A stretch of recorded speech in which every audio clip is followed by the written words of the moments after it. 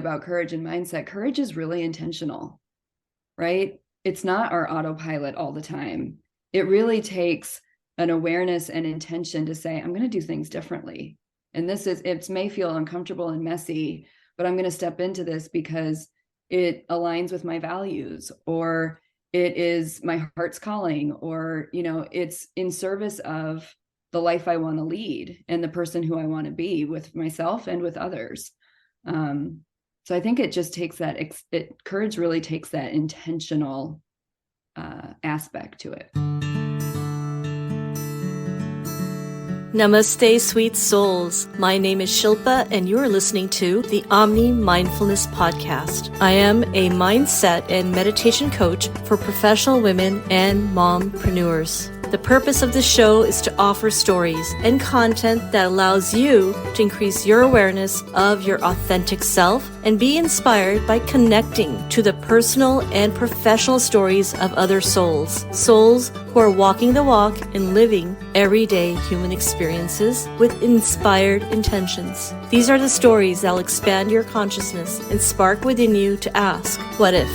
Each season, I offer content to help you create a holistic lifestyle that embodies spirituality, mindfulness, mindset, and energy awareness. Through my conversations with experts in their niche area and solo casts from yours truly, my intention is to help you holistically revitalize, reset, and relax your body, mind, and spirit. I'm your host and founder of Omni Mindfulness. So ask yourself, what if just one story could be the catalyst to shift the trajectory of my life? What if I become instrumental in serving other souls to realize their true self? And what if my soul's higher purpose is in the realization of Omni Mindfulness joy? It's never too late to rewrite your story. And now, today's episode.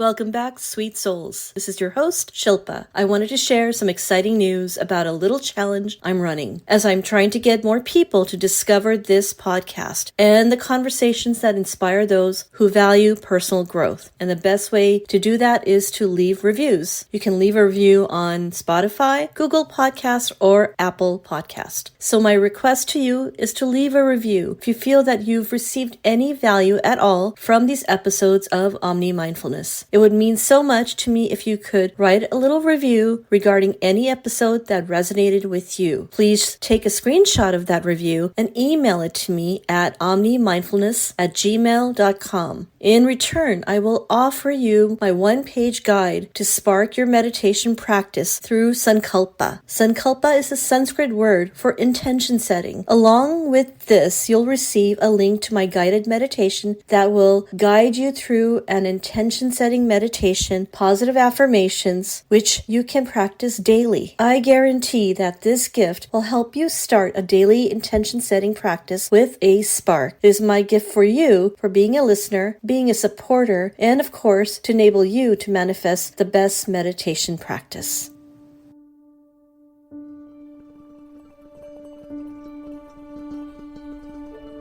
We are now in the 6th podcast season. Each month, my guests and I explore a facet of how mindfulness applies to modern-day living. In April, my guests and I delve into the topic of eco-conscious living. The topic of courage and resiliency is covered in May, and wrapping up the season of mindfulness in June with the topic of heart-centered awareness. Stay tuned.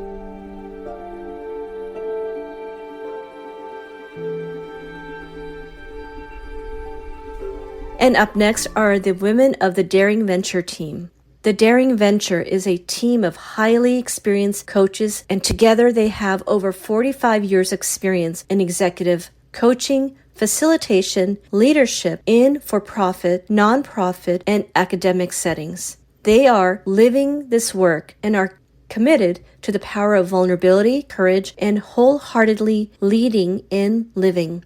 In today's show, Jenny and Holly of the Daring Venture share how they use evidence-based human development research and practices including Dr. Brené Brown's emotional intelligence, positive psychology, well-being, neuroscience, mindfulness and meditation, visioning, and purpose to spearhead the daring venture. As certified Dare to Lead facilitators, they partner with leaders and teams to develop courageous practices and behavioral shifts that impact day-to-day development of human potential, teams, and cultures. In today's episode, they share their perspective on courage and resiliency. And now, here are the women of the Daring Venture, Jenny and Holly.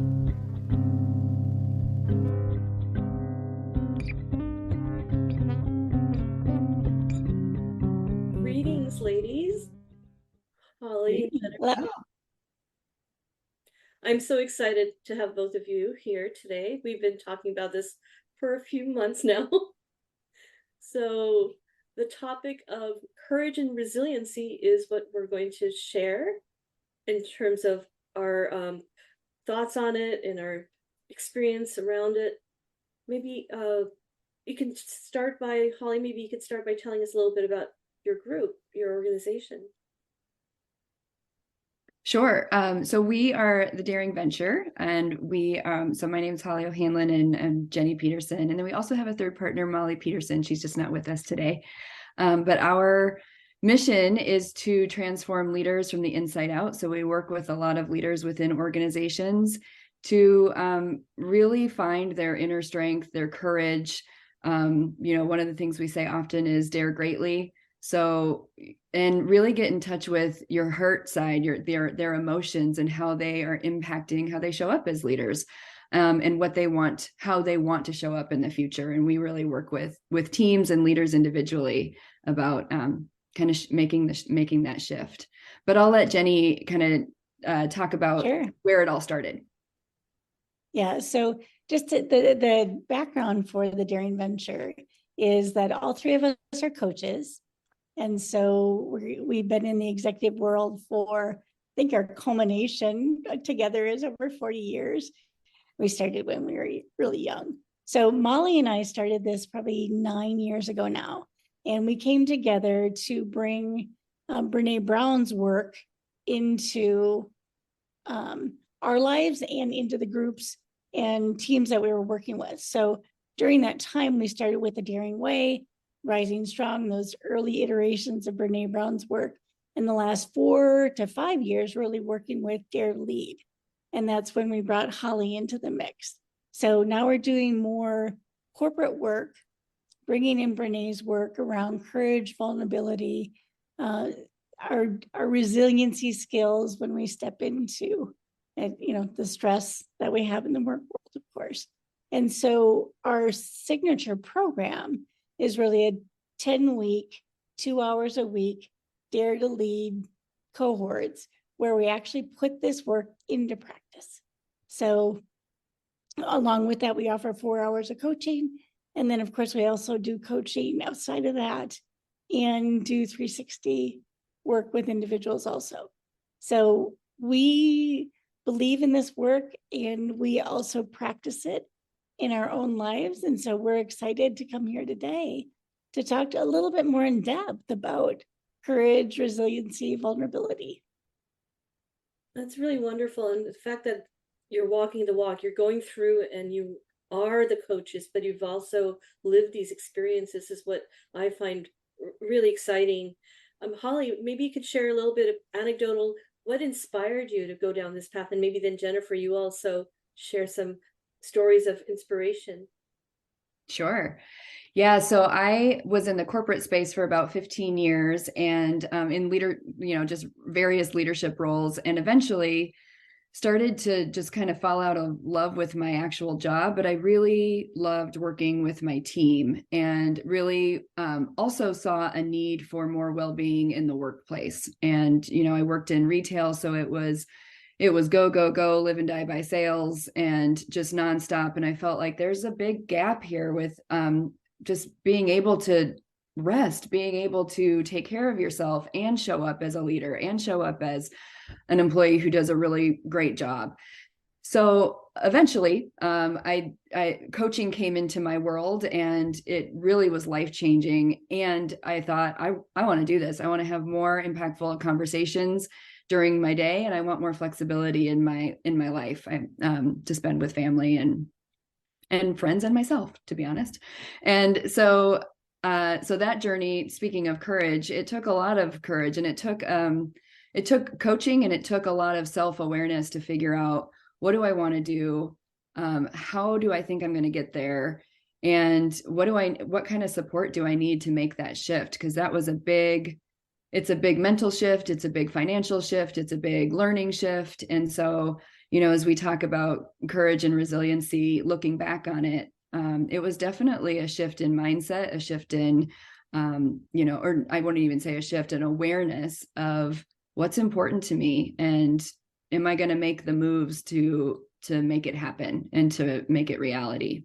And so what was wonderful is I met Jenny throughout that journey, and she and Molly were already doing the Dare to Lead work. So I went through the program, and it was a game changer. It was really life-changing in not only getting to know myself better, but learning how to communicate and be in relationship with everyone in my life, family, business partners, clients, friends. So then I was just ecstatic when they invited me to be on the team, because I truly believe in this work. And so that's kind of my perspective. And it takes courage every day to be a business owner, as you know, Shilpa. Absolutely. There are days where I feel like, who do I share the excitement with when I've done something well, or who do I cry on the shoulder of when things get tough? Absolutely. Yeah. And we all need that support in both ways. And I think the awareness aspect that you tuned into is so critical, because that is something I think all of us go through. Every human, we have this journey, and sometimes we think we're on a path, and then we go and deviate from it, thinking that, is it right? But often it is right. Yeah. Yeah, it never seems to be a straight line. And often when we think we have plans laid out perfectly, life happens, and we're thrust into change. And that's where this work is really powerful. And that kind of lends to my story. When I was 17, I was injured in a downhill skiing accident. So I'm a quadriplegic. And so learning at a very young age about courage and resiliency, and, how to be independent and also be interdependent, because I do rely on others, and how much of that has actually fallen over and spread into my mindset when I'm showing up at work too. So Anne plays really well with Brené's work, bringing this work forward. So my work world started in the nonprofit realm and culminated as a director of a nonprofit organization, and learned really well about burnout. So I did not have healthy boundaries, it was 24/7, something I was very passionate about, and I burned out. And so left there, became an artist, went back to school, and then found coaching. And in 2006, I became certified. And that started the journey into doing this internal work. How do we start with self? Like Holly was saying, that internal awareness about, what do I want? What is my calling? How do I want to show up in the world? What gifts am I bringing? And the Dare to Lead work really showed up for me doing my dissertation for my PhD program, because Brené's video came out, and there's a woman there, says on her chest, "I am enough." It was written with a Sharpie marker. That image broke me in two, because here I was at this culmination of, I'm supposed to know what I'm talking about, and I didn't have it. I didn't feel like enough. So I'm like, who is this Brené Brown person, and what is this all about? Because that was the piece that really was missing. And so diving into this work, really figuring out that the self-judgment, the inner critic, fear, shame, that was all the stuff that was holding me back. And so applying that work in this realm, bringing it forward, doing my own self-awareness, helping others on that journey. Because like we know it's not a straight line. No, it's definitely one of those things that you don't know unless you've been through the process of the struggle. And I wish this type of coaching was accessible when I was in corporate, because I certainly needed it. And that thing, am I enough? Well, I didn't think I was enough. I think there was something at the time in my head of the unworthiness, like, well, I'm not worthy of that promotion. I'm not worthy of X, Y, and Z. Absolutely. Yeah, and unfortunately, we find that a lot in our Western culture here about this striving for, is it striving for greatness or is it striving for perfection? And we know from the work that there is a difference between that. The perfection side is more based in shame, and it's more based in, am I enough by what other people think? So it's externally motivated.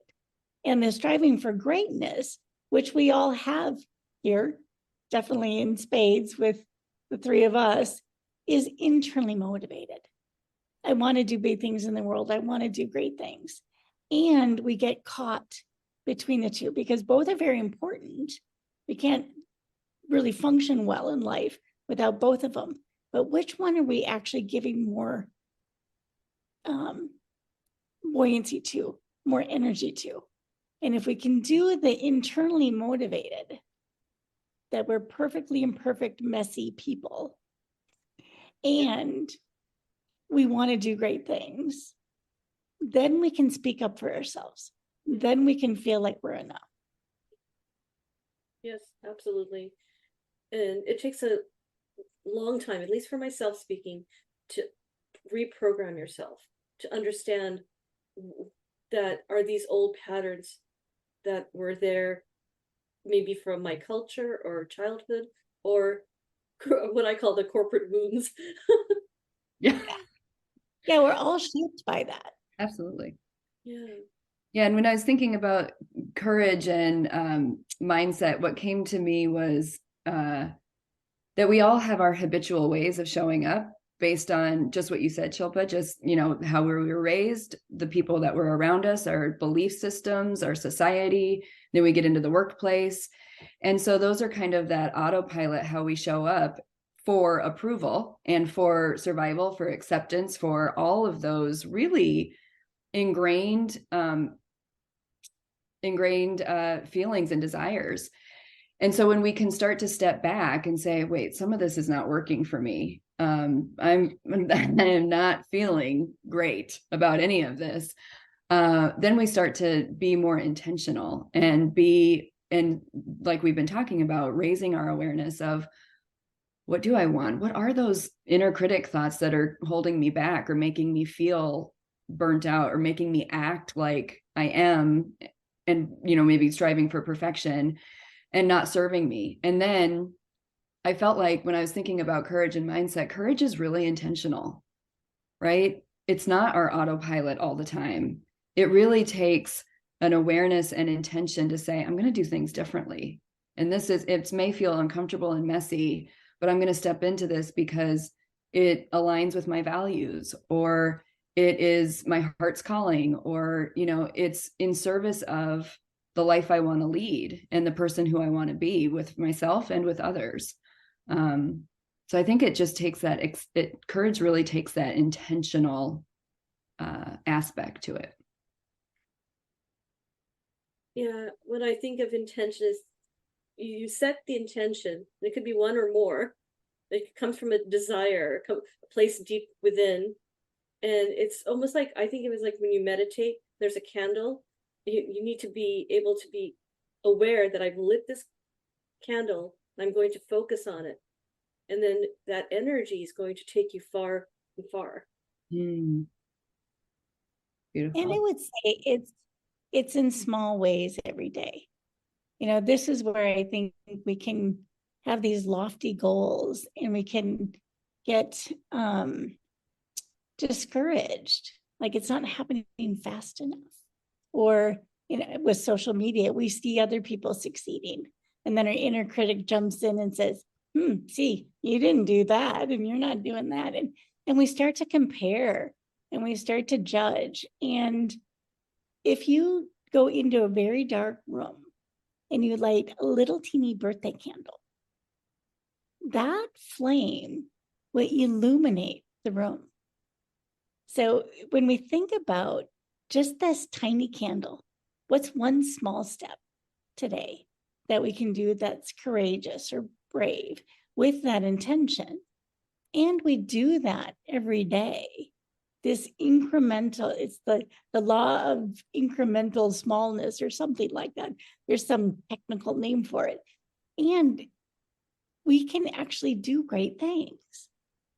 So there is an analogy of these little ants building an anthill, one tiny grain of sand at a time.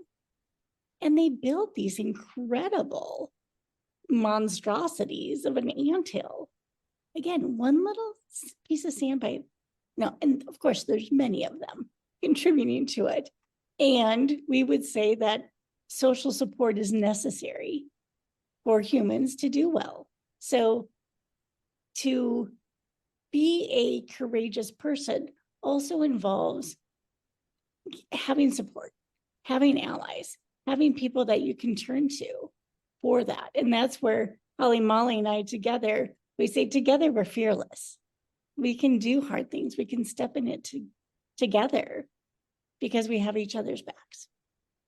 And that is so profound. I mean, just everything you said, I was like, got goosebumps. I'm like, yeah, the comparison. I've done that. Just this week, I was like aware that social media event is going on in San Diego, and I see all my friends here. I'm like, why am I not there? Absolutely. Yeah. And now the resiliency part of it is also the fact that these tools allow you to access the ability, I think, to be more resilient, just to be ability to talk to another woman who's going through these things, or the metaphors that you use that gave me the idea that she gets it, she gets me. Well, and so resiliency is really our ability to bounce back, because we know we're going to fail. We know things are going to be hard. That is just a part of life. So the resiliency is, how do I pick myself back up? And again, that's where social support can be so helpful, because when we can talk to each other, we find out we're not the only one, and that comparison is normal. So.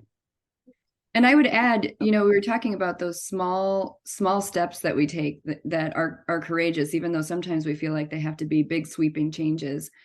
And I would say the other thing that really helps with resiliency is recognizing those steps, because they can happen so quickly or so under the radar.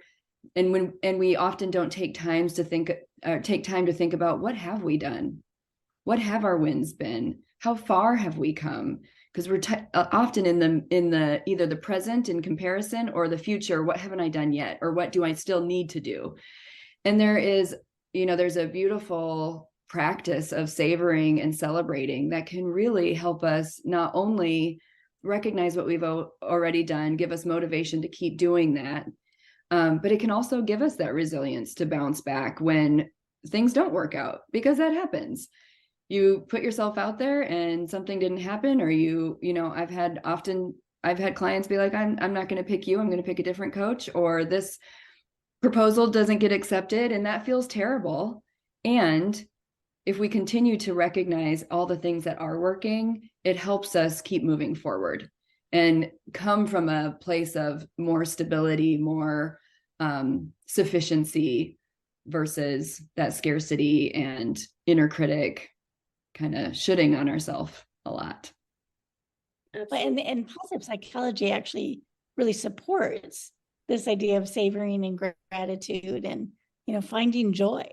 So it's really been proven that when we can have that self-compassion, when we can go to that place of self-care, when we can go to the place of, today what I did was good, and I'll do more tomorrow, we actually fill our tank more so then if by the end of the day we go, oh, look at all the things I didn't do, Mm-hmm. to-do list is long. And I just look at that as job security. There's still more to do. There always will be. These are very valuable insights. And I go through this introspection on my own, but knowing, like you've mentioned, having a social group within, and especially with women. I don't know if, do you tailor only to women, or is it men and women? It's both. We It's do. Yeah, it's a mixture. I think young women, if they had these tools, again, I'm speaking for myself, but again, at a very young age, then I think it programs you differently to how to show up each day. Absolutely. I think about that too. Having nieces that are in their 20s, I just think, man, some of the stuff that's accessible and available now, or even just in the general narrative about well-being and social support and not having to do everything on your own, is really important and really powerful if we can embrace it and allow it for the next generation. It would be huge. Yeah. And Holly, I even want to mention that you've talked about your daughters talking about growth and fixed mindset. I mean, that's amazing. Right. We didn't have that as kids. Yeah. And normalizing emotions and talking about them. That's courageous in itself in our culture. And again, I joke that I got a PhD in emotions because my family didn't do it well. We're in, Minnesota, and we're Scandinavian background. And the joke is that, he loved her so much, he almost told her, so that's, we just didn't talk emotions. And so I learned, as being a very emotional, empathic person, I learned to stuff all that stuff as a kid. And now as an adult, actually stepping into and going, oh my gosh, this is such important data to be a very successful, happy human being. You need to work with your emotions.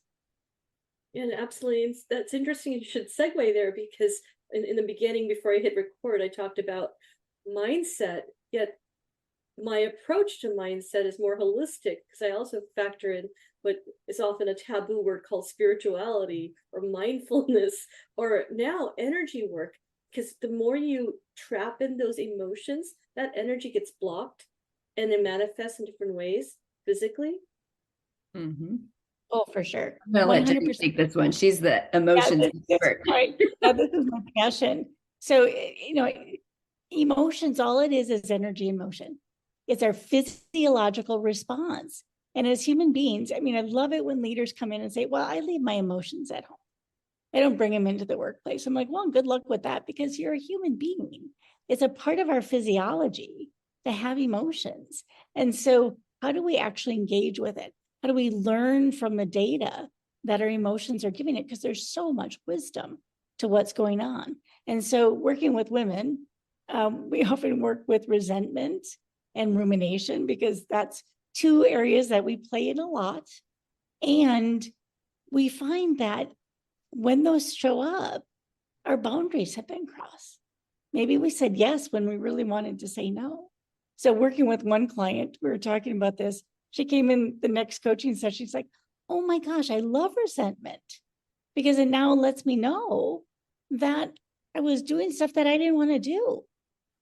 So then she could set healthy boundaries. She could change the way she was showing up. And so, emotions just give us so much in life. They're also the juice, happiness, joy. This is what propels us. And when we're talking about resiliency, that's what fills the tank. Absolutely. And some of the clients that you work with, how did they find you? Because I'm sure that those who are listening to this, aside from my show notes, but how do people become aware of both of you or your organization? Go ahead, Holly. I would say our website is probably one of the best places, because it's got all of our information, and that's thedaringventure.com. And then we're also on LinkedIn. That's where, from a social standpoint, that's where we're most active. We have a page called The Daring Venture. So those are the two main places where we play. You can also sign up for our email list, and we always promote any activities that we're doing or events or upcoming cohorts. But another way that we would love to engage with people is we have a free monthly event called Courage and Coffee. And that's just a place where leaders show up. And I just want to be clear, we define leader very loosely. Any kind of influence on process or people. And that can be, you don't have to lead people to be a leader. We've all been around leaders that don't fit the typical corporate definition. So anyone who wants to show up and learn and be in community, and we have various speakers. Sometimes we speak, sometimes we have guest speakers on a whole host of topics, but all geared towards how can this help you as a leader in your life, in your family, in your work, show up how you want to, and live the life and lead the way you want to, and build. I think one of the other pieces is not two main takeaways we have, common main takeaways from our clients is one, I am enough. We hear that every single time somebody finishes our program. And it feels like such a weight is lifted, right? Of just like, I am enough when I show up. And that's it. And everything else is gravy. And then the other piece is I can be in relationship with people in such a more loving and deep way, whether it's at work or personal life. So, that's what we're always striving for in any topic that we have with Courage and Coffee, but that's a free event every second Wednesday of the month. And we would love to have people there. It's a wonderful way to get to know us and other people. And I do recall attending one of them. It was on heart math, and such a topic that's really close to me. So I truly enjoy the type of content you have. Yes. Our content really is wide. And so we like to bring in a lot of different, kind of topics, because again, we're coming from the place of holistic, as humans, as individuals, we are whole. And how do we bring all of us to wherever we're going? Because it makes life so much easier when I can bring my values, my spirituality, my energy, my emotions, all of me to where I'm going. Then we don't have to be a chameleon. We don't have to keep shape shifting to try to be, okay, where am I showing up today? And how do I, do I look right? It's like, no, you're one being and you're whole. And then we can feel like we're enough because we can trust that we're standing our sacred ground. And not striving to be accepted constantly. Right. Yeah. The hustle for worthiness is what Brene calls it. And when I first heard those words, I'm like, oh yeah. And it's so exhausting to be in that hustle.